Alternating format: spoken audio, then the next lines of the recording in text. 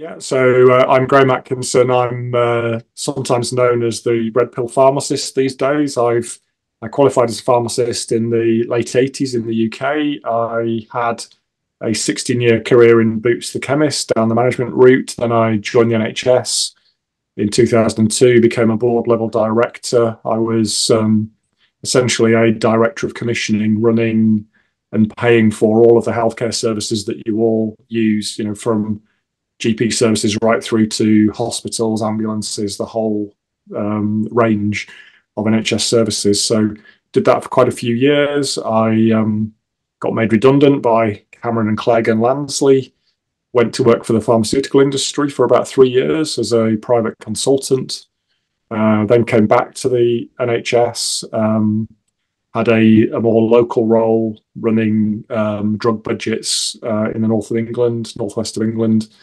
And then my last role was as a practice director in a GP practice, starting in 2019, running into 2020.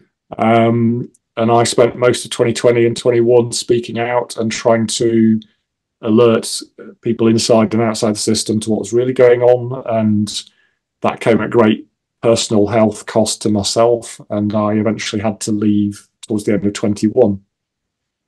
So since that time, I've not been employed, but I'm now working as much as I can to develop the alternative to our Western healthcare system, which I would call a true healthcare system that we all deserve.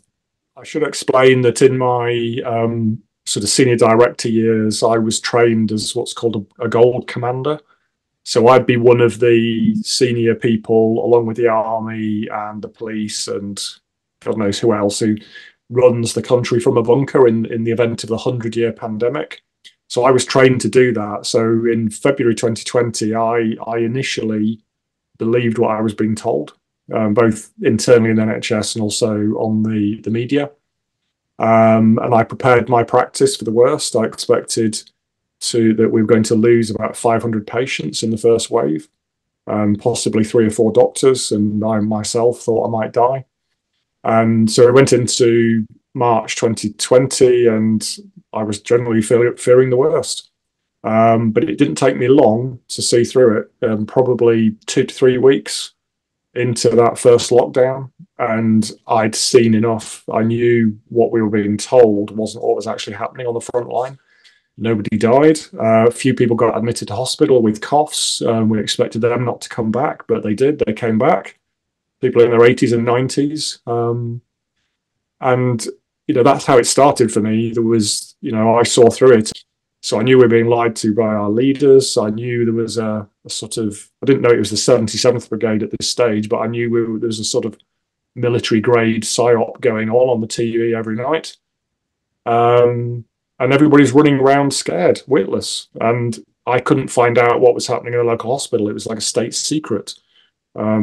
Which was highly unusual. Normally, data is accessible to somebody like me running a GP practice, but you couldn't find out what was going on in the hospital just down the road. Things like death certification rules were changed. I'm sure many of your viewers know this. In March 2020, the way death certificates are completed was completely changed, such that we didn't need 2 GPs or 2 doctors to agree. We didn't need verification by another doctor when somebody was cremated. And these death certificates were being completed with as the cause of death with no, the doctor hadn't even seen the patient in the last 28 days. They were just speaking to somebody in the care home over the phone, that sort of thing. So people with cancer, advanced dementia, heart disease, and they've been in a care home for 2 or 3 years. They're in their 80s. They're expected to die fairly soon. So I knew there was a lot of fraudulent data being produced, and it just stank to high heaven, really, if I'm honest. And so I started speaking out, started challenging the narrative in small groups or in one-to-ones with doctors and other people. They would agree with me, but in a group setting, no, nobody would agree with me. And so I became very isolated. Through 2020, and eventually took to Twitter and doing things outside as much as I could, whilst not bringing my role or my job into I was at the risk of being exited, if you like. So I was having to be careful what I was doing. But eventually that didn't matter to me, and I was just shouting to anybody who would listen in the end. I think nobody wants to really believe that the government could do this to you. It's surely that it's just too big a lie, isn't it? I mean, we've heard lots of people talk about this. It's too big a lie to be true, therefore it can't be true.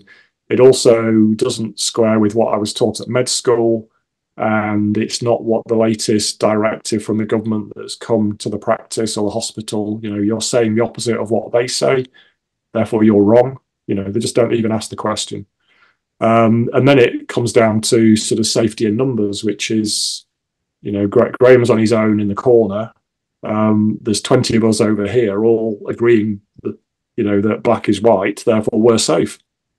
So it's just self-protection in the end. And then once they see that I'm being, thrown to the dogs, as it were, they're absolutely certain they're not going to join me, because they've seen what happens to people who speak up. So, I think there's a lot of that in it. I mean, GPs, doctors, they're very busy people. They are indoctrinated at med school not to do their own research and to believe what they're told. So by the time they're treating you and they're working in a hospital or a GP practice, they're too busy to read the research, to do their own primary research and delving into the details. They just have to get on with what they're told to do. And, I'm just following orders. That's their response to it.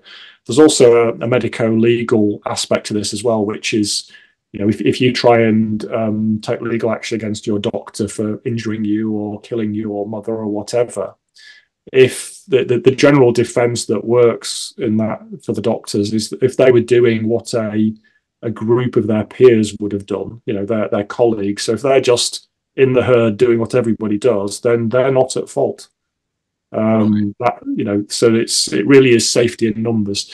If your doctor stands alone from national guidance, local services, if you like, and says, well, I'm going to do something different to everybody else, that doctor is going down a very risky path medico-legally, even if they're doing absolutely the right thing and they believe it and you asked for it.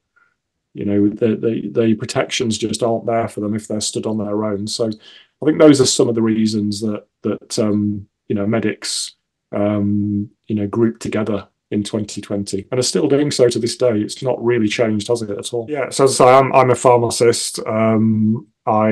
In previous roles, I had chaired the regional groups that look at new products, new drug products. So I'd for many years chaired meetings of doctors and pharmacists looking at clinical evidence, clinical trials, making decisions about which drugs should be made available and which drugs should not. And, so I was very well used to looking at evidence, shall we say, and making judgments, balancing risk with benefit, that sort of thing.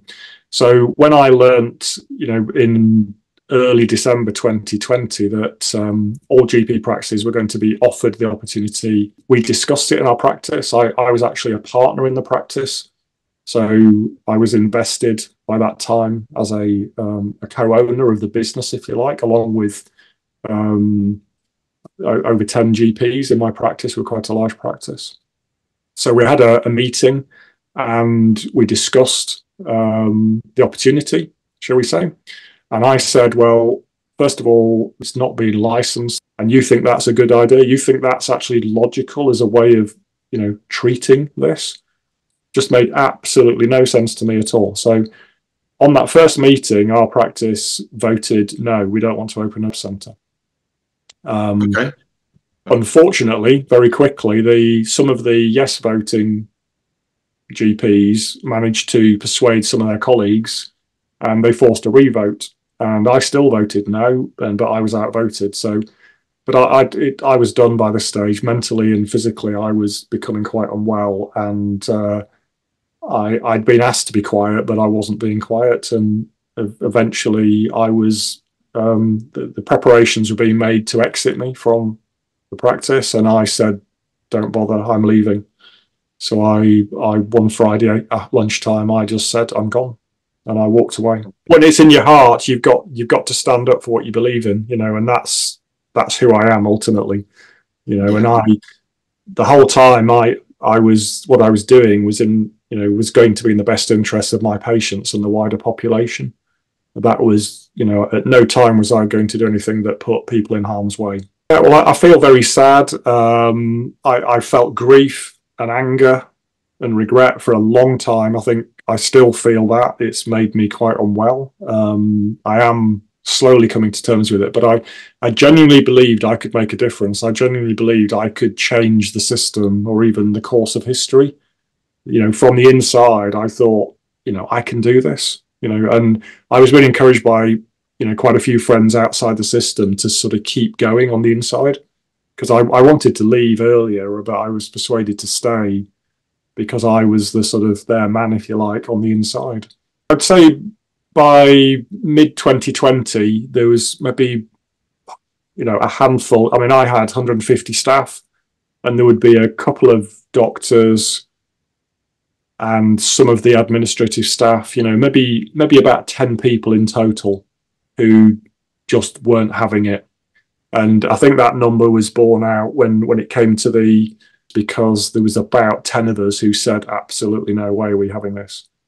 And it got to the point eventually where it was going to be mandated. I was supporting people who were not wanting to do it. I'd prepared sort of lawful, common lawful a letter challenge to my own practice to say this is not right. So I think about 10 people out of about 150. But I think some of those were just maybe concerned because most of these are young people. They didn't need, of that 10, maybe only 2 or 3 of them thought, as I did, that the whole thing was a fraud and we were being lied to on a massive scale. And but even the rest of the people, so I was the only one who was prepared to do something about it. Everybody else just said, well, I'm going to take the blue pill and go back to work and hopefully it'll go away. I really was looking for something quite significant and large in my area. And I have to say that there were plenty of people who had sort of reactions on the day, and we had staff that were off work for several days afterwards. But I was looking for, the early signals. And I have to be honest, Sim, and say that in my practice, I never found it in the sort of 9 months, following the start. But what I did see in that year, I was basically auditing the data in my practice. I was looking at as much as I could to find an early signal that I could detect. And whilst I didn't find any hard evidence of, what I did see was that the average age of people who were dying with a designation, so these are people who tested positive within 28 days of death. So the average age of those patients in my practice was about 86 years, and the average age of the people who died without it was 81 years. So I had absolute proof, from, and this was about 230 deaths, which was an entirely normal number for the year. So there were no more people dying, but the ones who were dying, at an older age were the ones who were supposedly dying of. So I put together a data pack for my GPs to show the sort of hypocrisy and the nonsense that was being told to everybody, and proving through data that what they were doing or what they were being told, there was no basis in science for it. But that just simply didn't wash, because I was using hard data and logic at a highly emotionally charged time.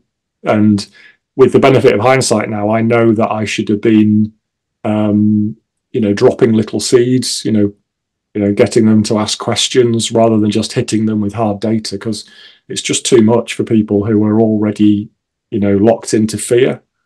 And, that's what I saw for much of 2020-21. The entire NHS was run on a sort of wave of fear, and it sort of squeezed out all the critical thinking and the logic of everybody, clinicians, managers, and patients. So I was asked to, at the Tisbury event that you mentioned, Tim, I was asked to sort of point to where healthcare needs to go. What is the future of healthcare as I see it? And in order to do that, first, I need to point to the inadequacies of the current system. So it needs to get a little bit dark before the light returns, if that's okay.